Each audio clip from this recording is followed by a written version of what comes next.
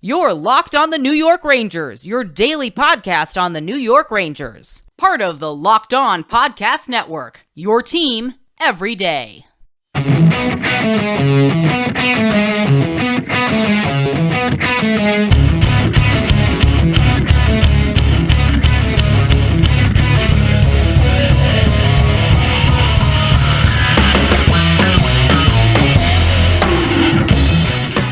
Welcome back, Blue Shirts fans, to episode number 675 of the Locked On New York Rangers podcast. I'm your host, John Chick. Just want to thank you guys, as always, for making Locked On New York Rangers your first listen every day. We are free and available on all platforms. That song you're hearing right now is, of course, Leave the Lights On from our good friends in Passafire. You can check those guys out anywhere you get your music.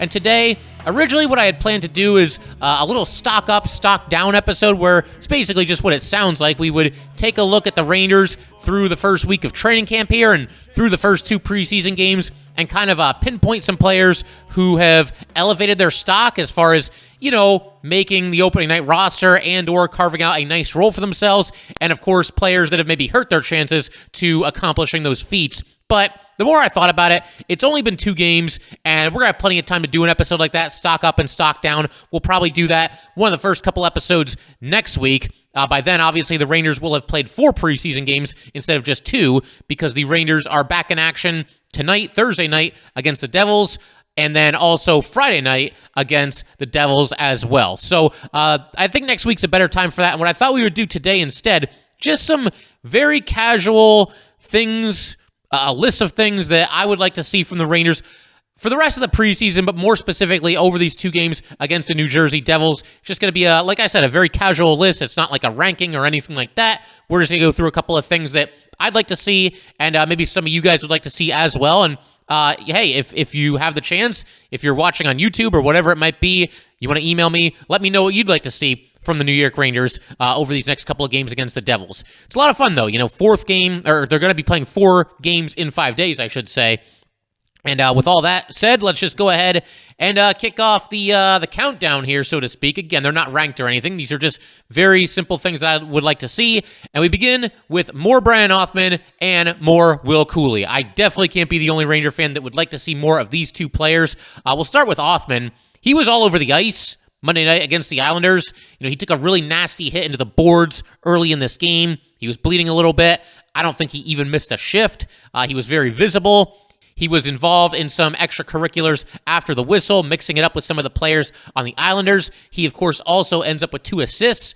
He got the secondary assist on the Rangers' first goal of the preseason. It was a power play goal scored by Jimmy Vesey, made the score 1-0 Rangers on Monday night against the Islanders. And honestly, you know, obviously I mentioned that Brennan Othmann had 2 assists when I did the game recap episode, but I should have made a bigger deal about the play that he made on this goal that was scored here by Vesey. He ends up with a secondary assist, but this goal probably does not happen if not for the hard work of Brennan Othmann. Basically, the puck is behind the Islander net, getting kind of close to the corner there, and, you know, big scrum, big kind of, get together. There's, you know, about 4 players, 2 players on each side fighting for the puck, trying to get the puck loose. Brennan Othmann takes a hit from behind, gets knocked to the ice, and while this is happening, like literally as he's falling to the ice, he somehow manages to send the puck around the other side of the net, along the boards, and up the boards, the sideboards, to Filip Chytil. Chytil's got some space and some time. He passes in deep to Vesey. Vesey scored that goal from that really tough angle there, but this whole thing came about as the result of Brennan Othmann, once again, finding a way to make a pass while being checked from behind and falling to the ice. So that was obviously great stuff from Brennan Othmann right there.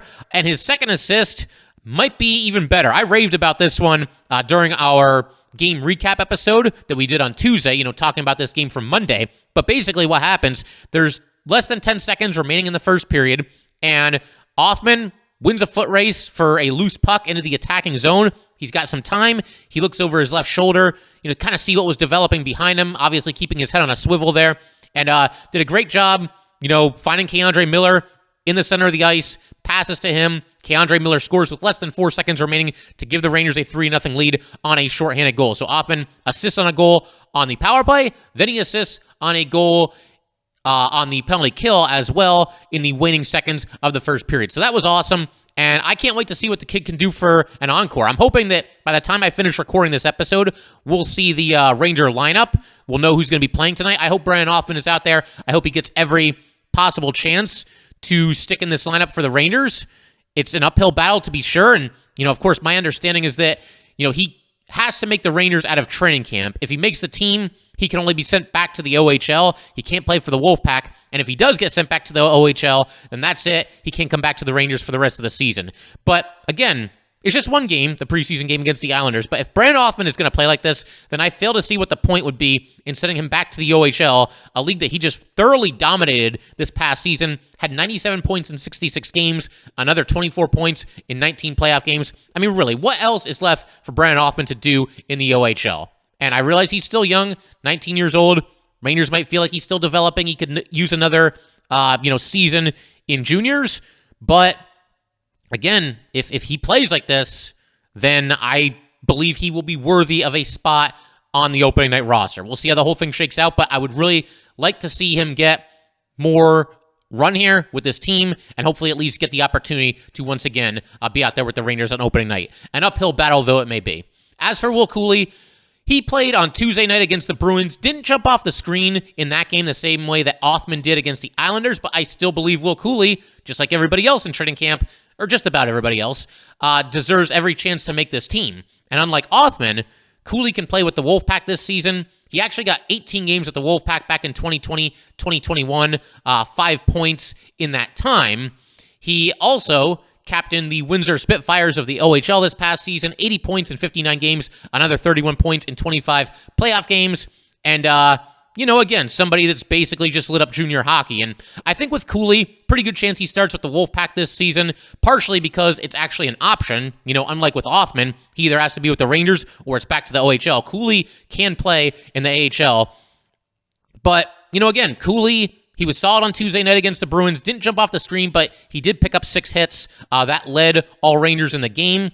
And let me also just say that whatever happens, I would like to see Cuylle and Othmann get a little bit more ice time per night as this preseason stretches on here. Even if one or both of them are not on the Rangers opening night roster, let's at least let them get their feet wet, get used to NHL hockey, get used to playing some shifts with the New York Rangers.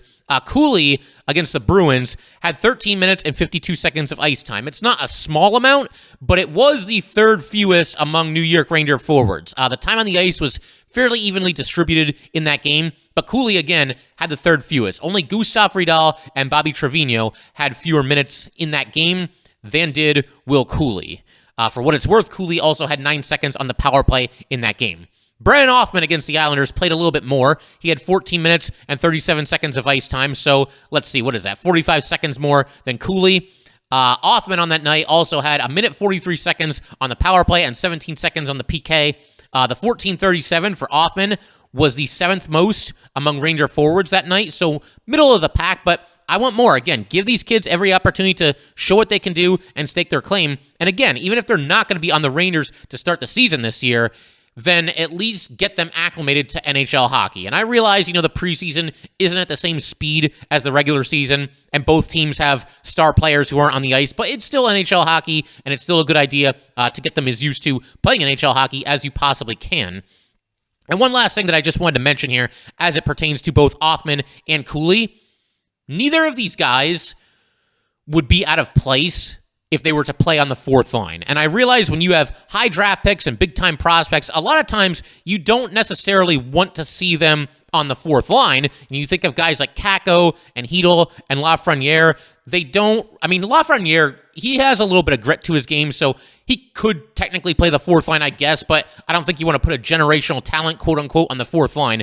But overall, the point remains the same here, is that when you have highly thought-of prospects, big-time skilled players, you don't want them going to waste on the fourth line. With Cuylle and Othmann, eventually you want to see them graduate from the fourth line, but to start this upcoming season, if one of them makes the team and one of them was out there on the fourth line, I wouldn't have any issues with that because both of them can play that style of hockey. They're big kids, they're tough, they're physical, and they can do their thing on the fourth line. There's not too much on their plate. It's a way for them to get acclimated once again to the NHL. And then, as time goes by, and you're the Rangers, and you see Othmann or Cuylle playing well, or you need a shakeup or whatever it might be, they can very gradually, very organically work their way up the lineup and into a more prominent role, namely a top 9 role. But again, I wouldn't have any issues if one of them were to make the team and you put them out there on the 4th line on opening night. I'm completely cool with that because they both play a style of hockey that, works for the 4th line. So that's the biggest thing for me. I want to see more Brennan Othmann and more Will Cuylle as this preseason continues here. We're going to get into a couple of other things as well, just kind of a wish list, basically, a giant wish list of things that we would like to see before the preseason ends, and most specifically in these 2 games against the New Jersey Devils on Thursday and Friday here. And we'll get to the rest of the list in just a second. But first, I just want to let everybody know, today's episode of Locked On New York Rangers is brought to you by BetOnline.net. BetOnline.net is your number 1 source for football betting info this season. Find all the latest player developments, team matchups, news, podcasts, and in-depth articles and analysis on every game you can find. And as always, BetOnline remains your continued source for all your sport wagering information with live betting and up-to-the-minute scores for every sport out there.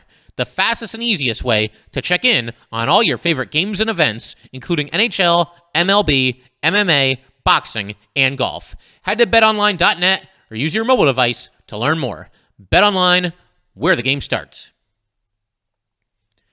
All right, just want to thank you guys for making Locked On New York Rangers your first listen every day. We are free and available on all platforms. All right, so we do have a roster for tonight's game against the New Jersey Devils. The puck will drop at 7 p.m. for that one, and I will get to that by the end of today's episode, but I want to finish getting through this list. Once again, just some things that I personally would like to see from the New York Rangers in this 2-game set against the New Jersey Devils. Have kind of a quirky one here. I want the Rangers in these next 2 games, and keep in mind this is just for the preseason, to take a couple more penalties. And you're not going to hear me say that very often, especially when you consider the fact that, we went through a 2 or 3 year bad penalty epidemic, basically, up until this past season when they finally cleaned it up a little bit. But the reason I say this is quite simple. The Rangers have had a lot of turnover as far as their penalty killers are concerned. You think about the guys that were here last year that are no longer here, that played big roles on the PK. Guys like Rooney, Kopp, Mott, Strome a little bit. You could technically say McKegg. Those players are all gone. And obviously they still have some good penalty killers back from last season, as well as players that they've added during this offseason. And that would, of course, be, guys like Mika, Kreider, Gaudreau, Trocheck for sure, Carpenter, maybe some Jimmy Vesey on the PK. But I'd like to see the penalty kill unit just get a little bit more work.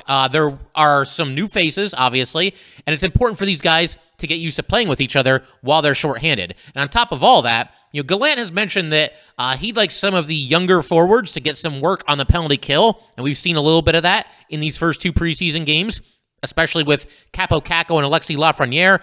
Kakko actually got 2 minutes and 5 seconds of shorthanded time against the Islanders, and I thought he looked pretty good. And also, Alexis Lafreniere got 1 minute and 11 seconds of PK time against the Bruins. I didn't think Lafreniere really stood out one way or the other, but it was a good penalty kill overall. The Bruins only got the 1 power play, and Lafreniere was out there for more than half of it. And as I discussed in our most recent episode, 1 scoring chance for the Bruins toward the very end of the PK, but for the most part, the Rangers basically just suffocated them during that entire power play. So, yeah, again, it's kind of a weird thing to wish for because, the Rangers playing good, clean hockey and only taking 1 penalty per night. Obviously, that's a good thing in and of itself. But for the preseason here, again, I'd like to just see the penalty kill get a little bit more work. So I wouldn't mind seeing the Rangers take, an extra penalty or 2 in this game against the Devils here tonight, put the PK to work, and allow these penalty killers to kind of build some chemistry with one another, work on their communication, everything. Obviously, that's very big during a penalty kill as well. And, like I said, we'll just wait and see what happens. But, yeah, not the worst thing in the world if these PKers get a little bit of work at some point in these 2 games against the Devils here. Something else that I would like to see, Artemi Panarin, Barclay Goodrow, and Sammy Blais. Pretty self-explanatory. These are the 3 most prominent Rangers who have yet to take the ice in the preseason here. Barclay Goodrow the other day said that, or pretty much inferred that if it was the regular season, he'd be ready to go and he'd be out there. We've also been told that Sammy Blais is all go for this upcoming season, although the lineup was just released, and he's not in this lineup tonight. Neither is Goodrow, neither is Panarin. With Panarin, I would think it's probably just a case of, not really needing to play him out there for a whole ton of minutes in the preseason. Artemi Panarin is an established superstar in this league, knows what he's doing, and it's always a little bit of a delicate balance. You want to get these guys ready for the regular season. By that same token, you don't want them out there in the preseason for more time than they need and potentially risking injury in what is, I don't want to say a meaningless game, because to me, every game matters, and it certainly matters for guys that are fighting for roster spots. But for somebody like Artemi Panarin, is he really going to get a whole lot out of playing in the preseason this year? Probably not. Like I said, he just needs enough time to get his legs under him and get ready to go. Obviously, again, an established superstar, so there's no reason for Artemi Panarin to be out there for 4, 5, 6 preseason games. At least I don't think. But speaking of Artemi Panarin, here's something that I definitely want to see before the preseason comes and goes here. I want to see the Panarin, Trocheck, Kravtsov line. That's the line that we've been seeing during training camp. But as I just mentioned, thus far in the preseason, Artemi Panarin has yet to play in a game. Kravtsov has played in both of the 2 previous preseason games. Trocheck played in the most recent game against the Bruins. But interestingly, Trocheck and Kravtsov were not on the same line during the game against the Bruins. You had Trocheck out there with Vesey and Lafreniere on the top line, and Kravtsov was out there with Elson and Brodzinski on the second line.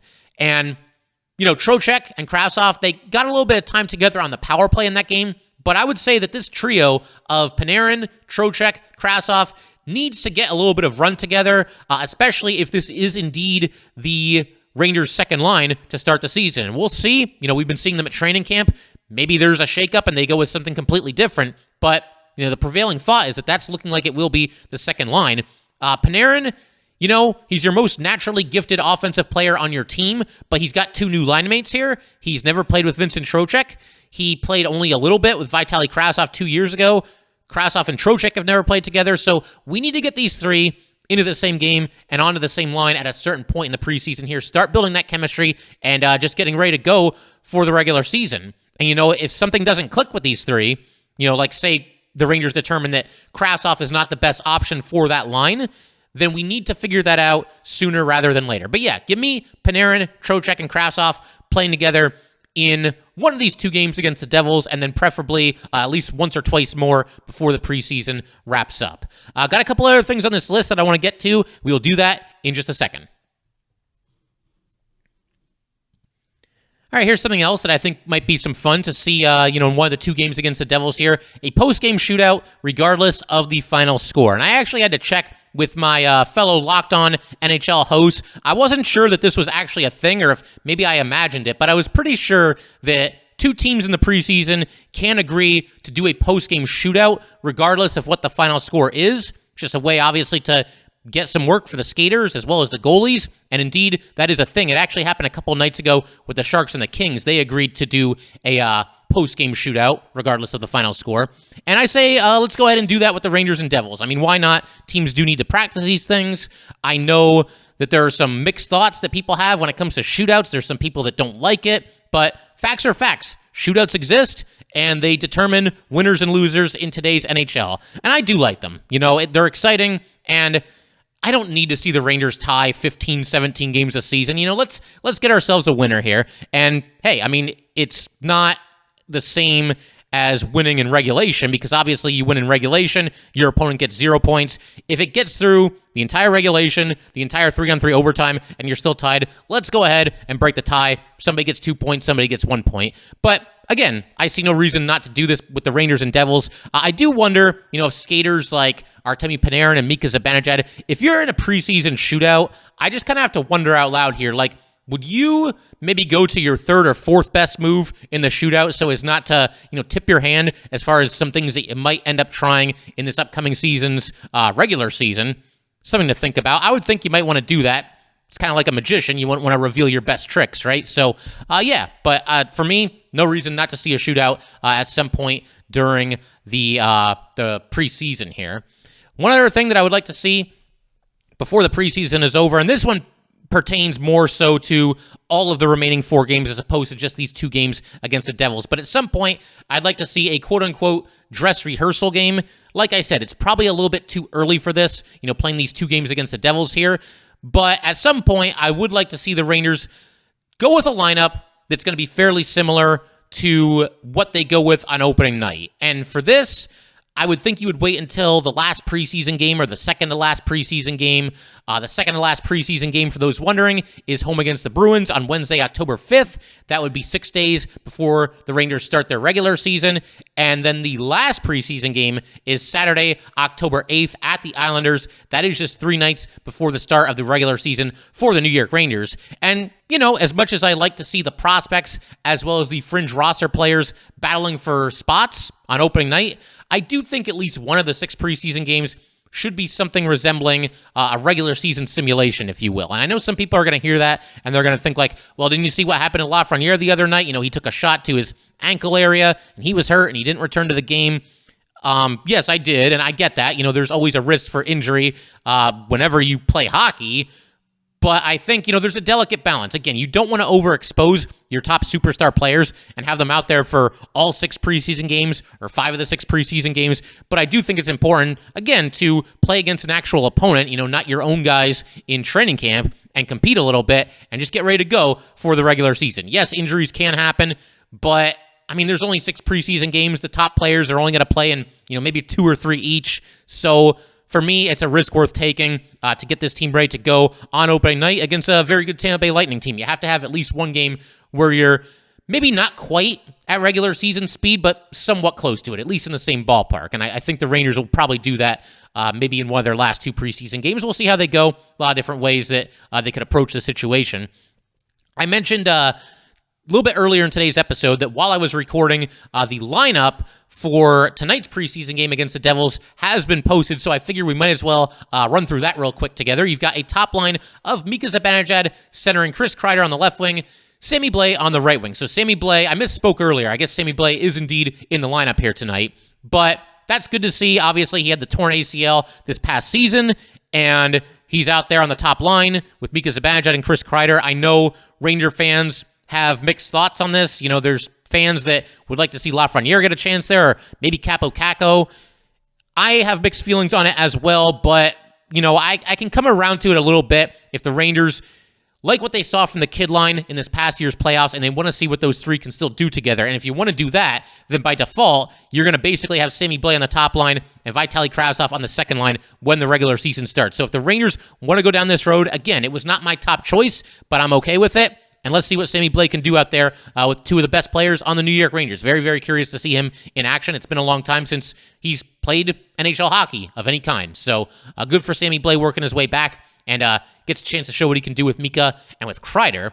The second line, it's the kid line. You got Philip Pedal centering Alexis Lafreniere and Capo Caco. The fact that Lafreniere is playing in this game, I think, means that we can all breathe easy. Obviously, Ranger Nation was a little bit nervous the other night when he took that slap shot, friendly fire off of his ankle, and, you know, he left that game, did not return.